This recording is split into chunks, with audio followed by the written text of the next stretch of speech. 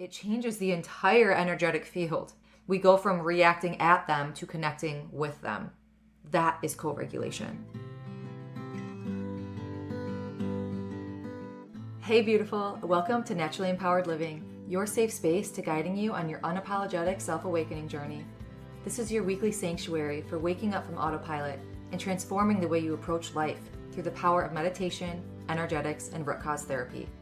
It is my mission to help you heal unprocessed emotions and release stuck energies by alchemizing your struggle cycles into opportunities for deep self-love, awareness, trust, and connection, to return to your innate essence of being, stepping back into your energy of alignment. Because here, we honor all parts of ourselves, the messy and the magic, the shadows and the light, embodying all parts that make you, you. So if you are ready to get to the root of cultivating real change, get cozy, grab your journal and maybe favorite crystals, and let's discover our power within together. Hello, and welcome back to another episode of the Naturally Empowered Living podcast. This is your host, guide, and mentor in all things emotions, energetics, and self-awakening, Jenna Smith.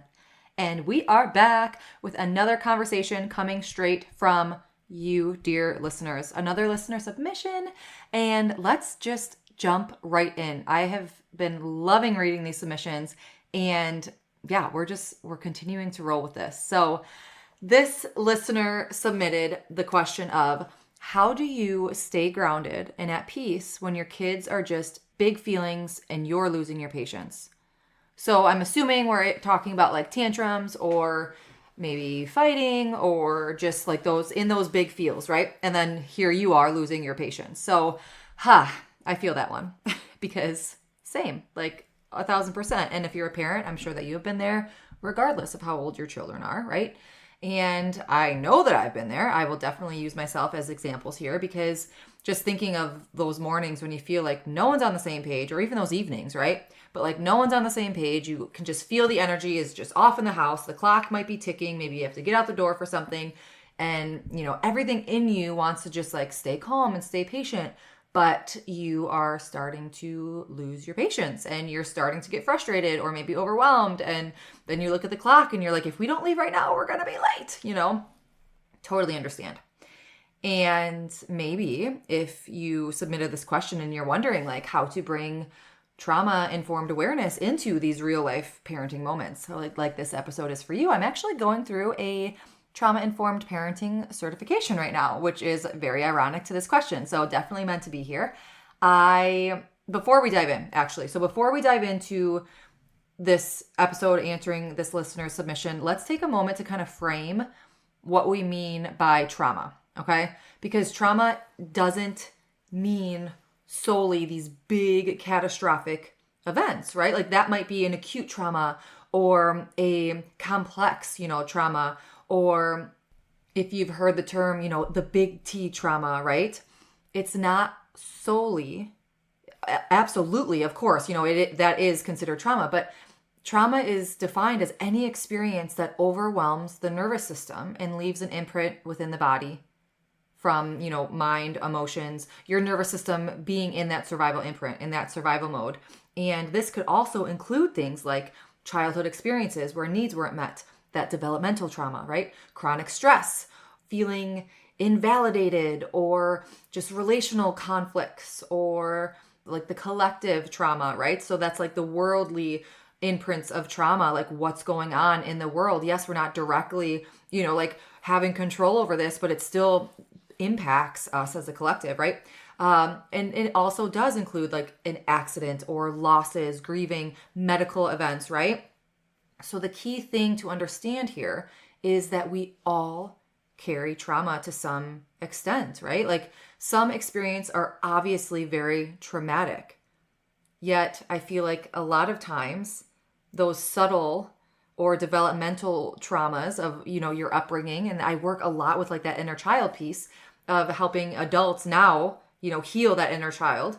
So that comes up with a lot of like the developmental traumas, right? So a lot of those subtle, maybe, death by 1,000 cuts, right? Like that subtle yet ongoing aggravation. Okay. So an example to share is someone that got into a tragic car accident and, shattered their elbow. Okay. goes into the hospital compared to someone that possibly has been playing tennis their whole entire lives and has been straining these, tendons and these ligaments within their arm. And one day their elbow just snaps, goes into the hospital. Same injuries, however, two completely different events, right? But to the core, being treated in the hospital, they're being treated for the same thing, right? I hope that kind of allows you to paint this picture of the ongoing is still stored the same as that acute, possibly one-time events. Okay. So this is stored within our bodies, possibly as tension, that chronic stress that may manifest into physical illness or patterns, habitual patterns, cycles, emotional triggers, all of these things. So being trauma informed means recognizing that this behavior, whether within children, adolescents, adults, being human, right? Anyone being human, it is an effect from our nervous system imprints.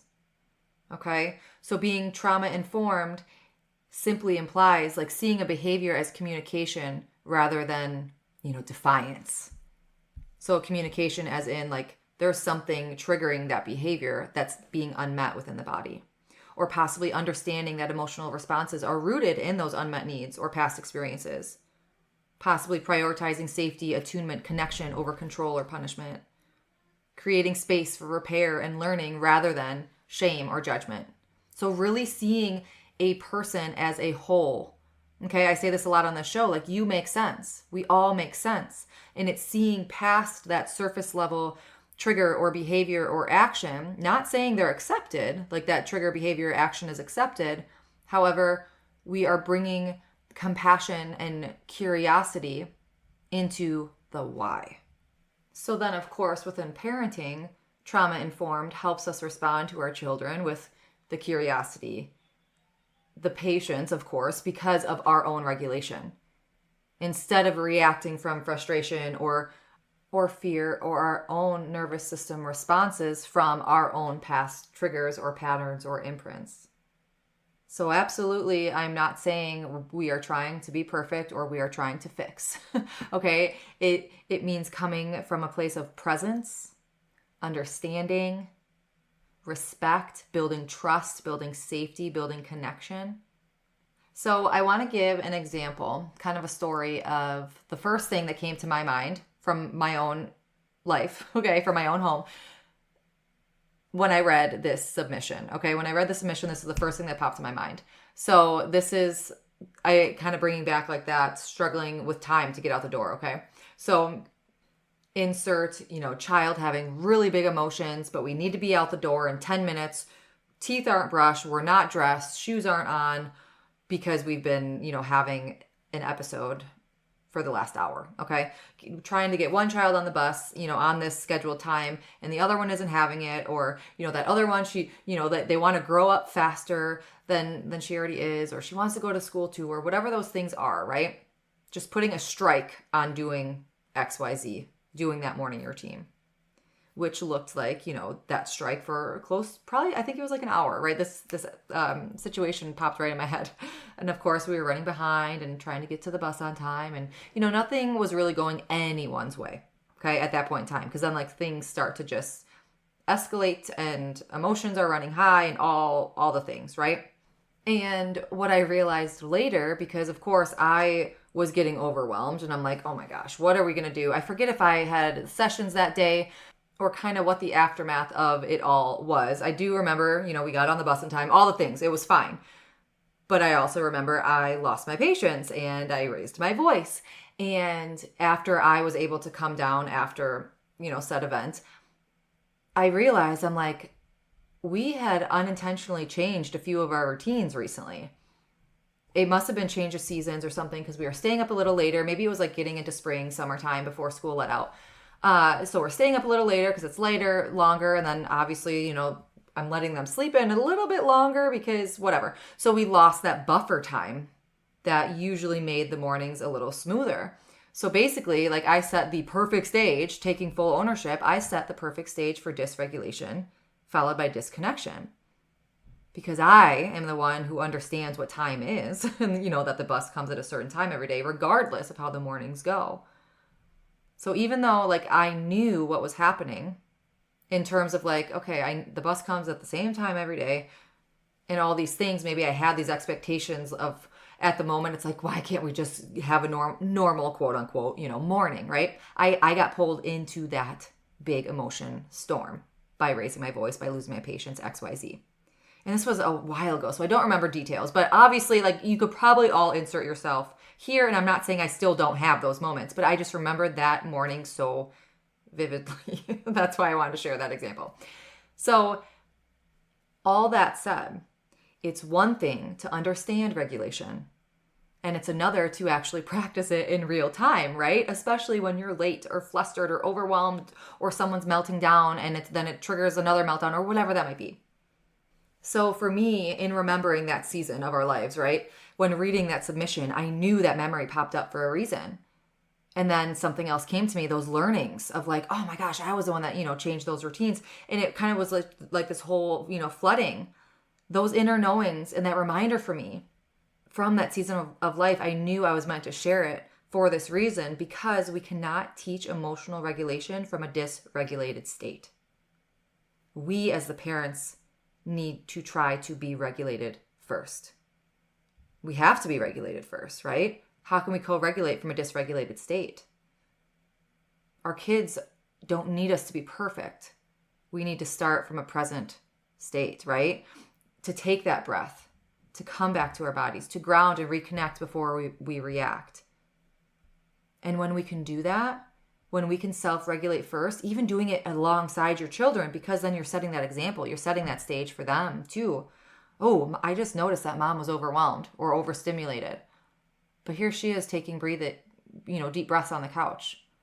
Like that's you setting an example, even though maybe in your mind you're like, oh my gosh, I lost it again with my kids or whatever that, situation might be. You might be feeling that internal mom guilt, but they might see that as playing out big emotions, how to calm down, right? Because you're setting that example. So when we self-regulate first, it changes the entire energetic field.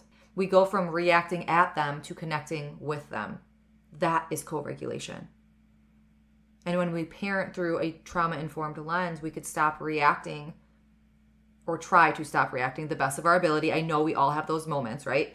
But we can react less to the surface behavior and possibly start listening more to what it's trying to communicate. What's underneath that big emotion? What's underneath that behavior that's coming out?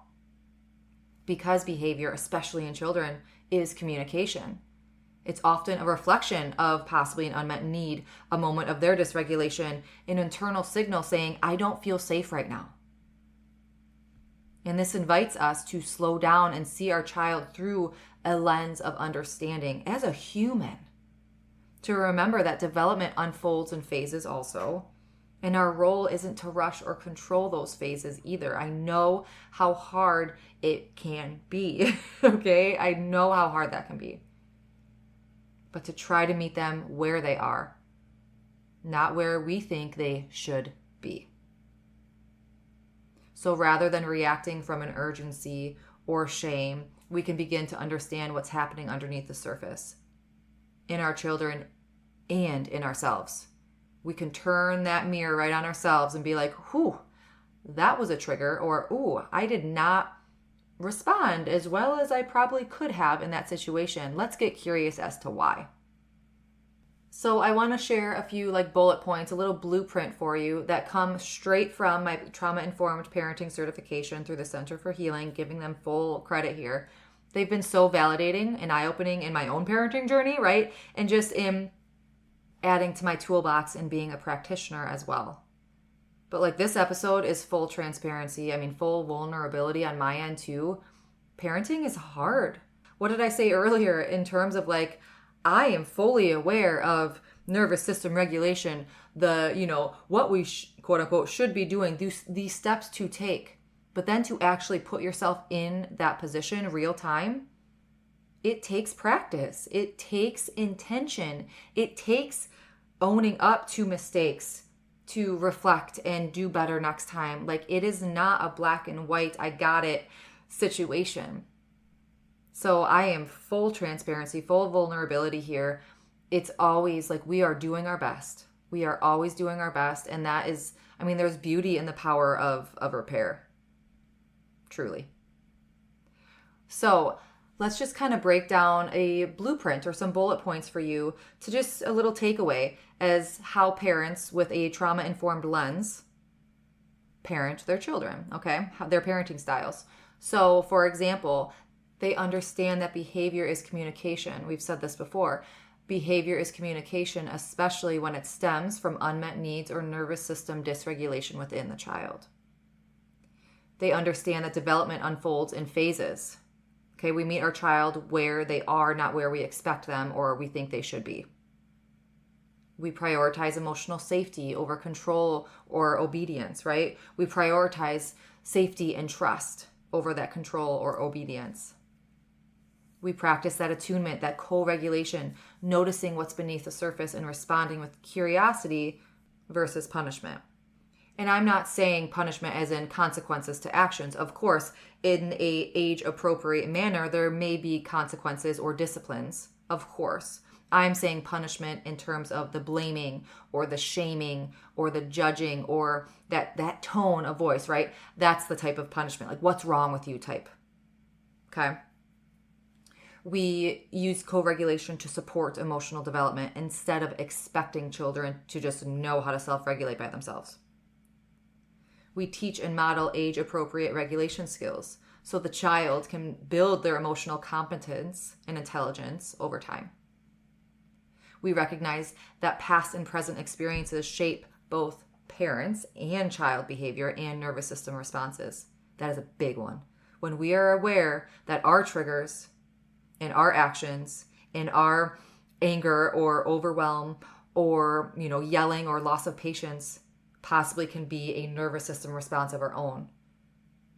Having that awareness helps hella much in that apology and repair with your kids, let me tell you. We validate the child's emotions without being overwhelmed by them. This is one that I'm really, really struggling with because I still, my biggest struggle is that overstimulation.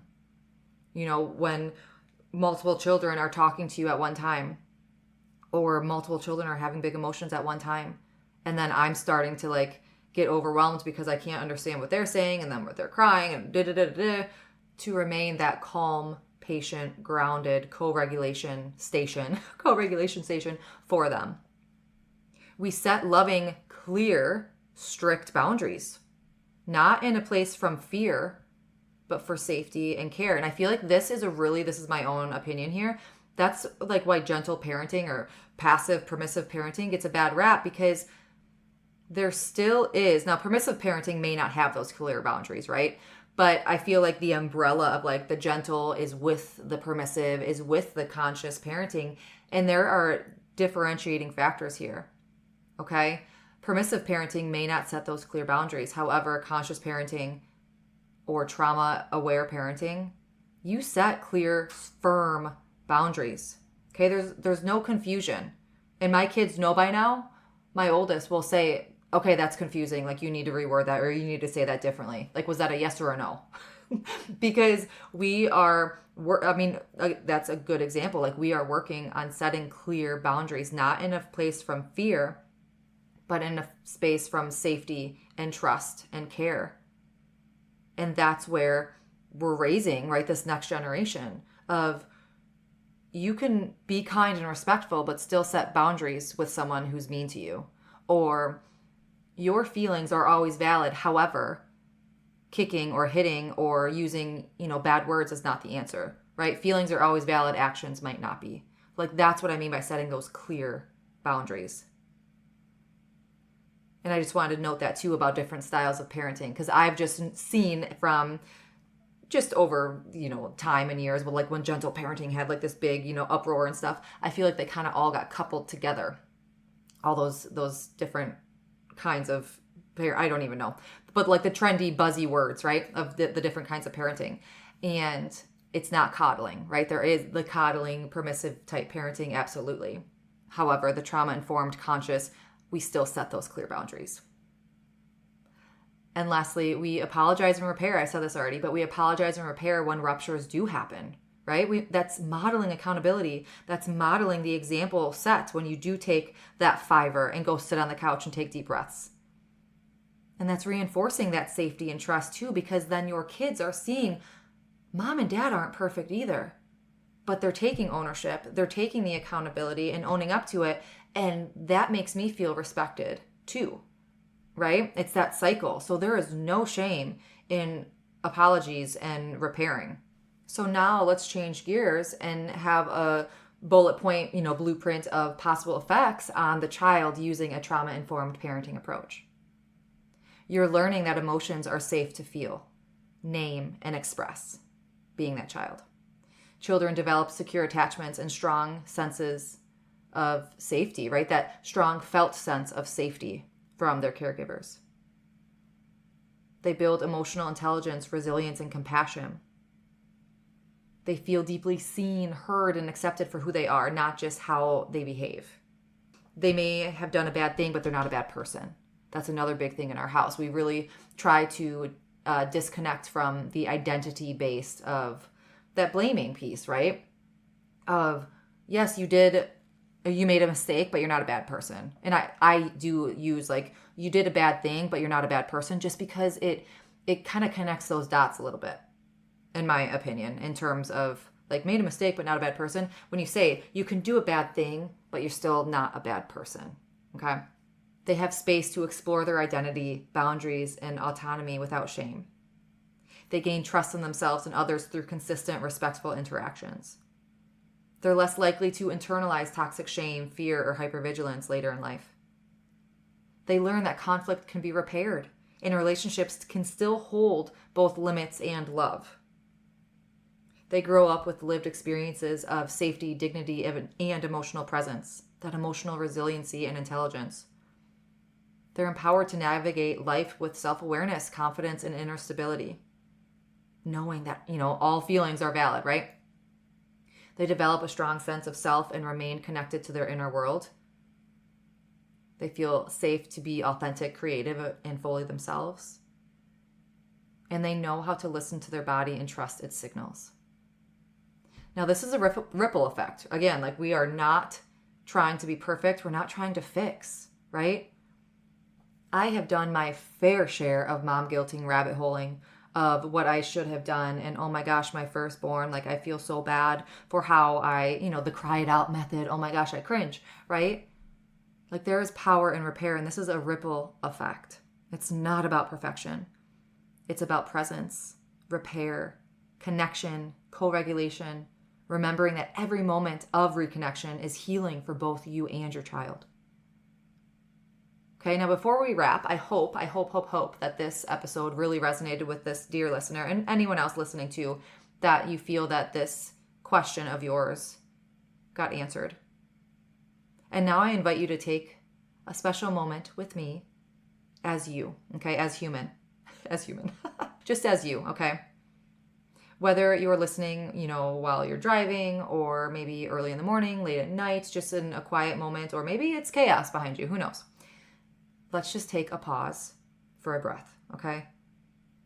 Just notice if there's any tension in your body.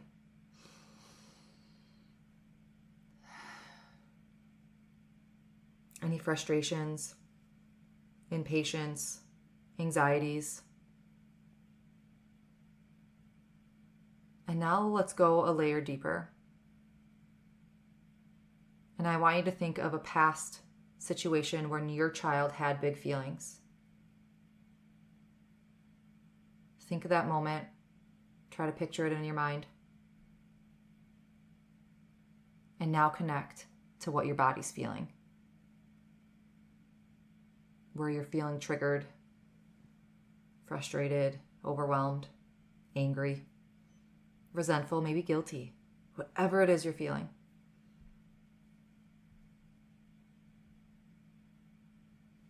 And after you ask yourself, what am I feeling right now?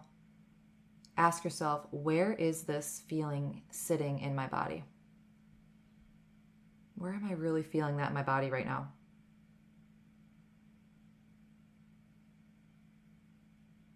And then you could ask yourself, how might I create safety or release or discharge for myself before trying to create this safety, release, discharge regulation for my child.